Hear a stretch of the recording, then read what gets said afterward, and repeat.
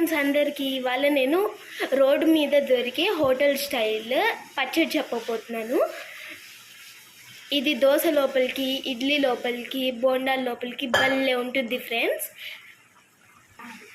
ఇందులో మనకు కావాల్సిన వస్తువులు ఏంటంటే ఫ్రెండ్స్, అల్లం, కొత్తిమీర, టమాటా, పచ్చిమిరపకాయలు.